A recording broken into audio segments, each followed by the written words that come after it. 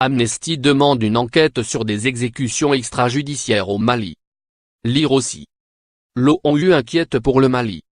Dans un communiqué, Amnesty a indiqué avoir recueilli des témoignages selon lesquels ces 6 corps découverts dans une fosse commune le 25 mars étaient ceux de personnes arrêtées 3 jours auparavant par l'armée dans le village de Dogo et emmenées vers une destination inconnue. Cette découverte macabre intervient après des semaines d'une violence croissante qui a placé les civils du centre du Mali entre deux feux, exposés aux disparitions forcées et aux exécutions illégales de l'armée d'un côté, et de l'autre bombes au bord de la route et aux enlèvements par les groupes armés, souligne l'ONG.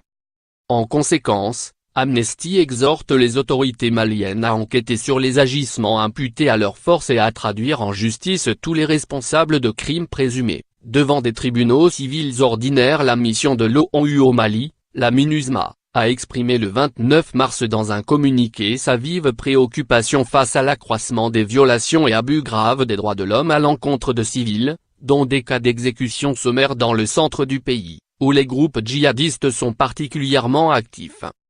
La MINUSMA y a recensé depuis le début de l'année au moins 85 incidents majeurs violents et confrontations armées ayant occasionné au moins 180 victimes civiles, dont 15 femmes et 17 enfants. Elle se dit également préoccupée par l'ampleur des violences intercommunautaires dans les régions du centre, lesquelles ont fait au moins une 50aine de morts.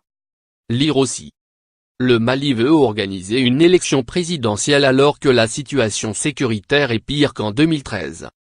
Certains cas sont imputables au groupe d'autodéfense communautaire, souligne la MINUSMA, qui salue la visite fin mars du Premier ministre, Soumeïlou Boubèye Maïga, et les engagements du gouvernement à faire toute la lumière sur les violations et abus graves des droits de l'homme et à traduire en justice leurs auteurs. Nous allons désarmer de gré ou de force les milices.